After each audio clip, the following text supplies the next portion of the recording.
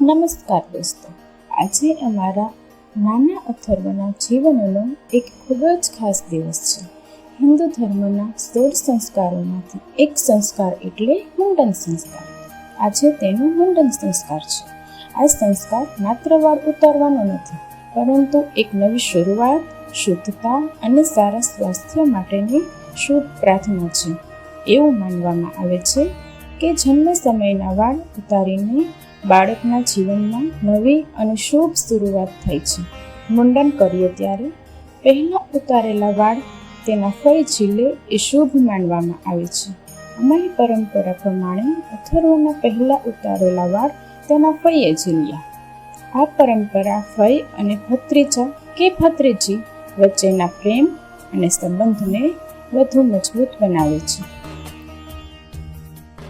દરેક મા બાપનું સપનું હોય છે કે તેમનું બાળક તંદુરસ્ત, સંસ્કારી અને ખુશ રહે. આજે મુંડન સંસ્કારના આ પવિત્ર અવસરે અમે ભગવાન પાસે એટલી જ પ્રાર્થના કરીએ છીએ કે હે ભગવાન, અથર્વનું જીવન હંમેશા પ્રેમ, સુખ અને સારા સંસ્કાર અને સફળતાથી ભરેલું રહે. હવે અથર્વને પવિત્ર પંચામૃતથી સ્નાન કરાવવામાં આવી રહ્યું છે. આ પંચામૃત દૂધ, દહીં, ઘી, મધ અને સાકરનું પવિત્ર મિશ્રણ છે. શુદ્ધતા, આરોગ્ય અને મંગળનું પ્રતીક મનાય છે. અમે ભગવાનને પ્રાર્થના કરીએ છીએ કે અથર્વનું જીવન હંમેશા સુખ, સ્વાસ્થ્ય અને સદ્ગુણ અને સફળતાથી ભરેલું રહે.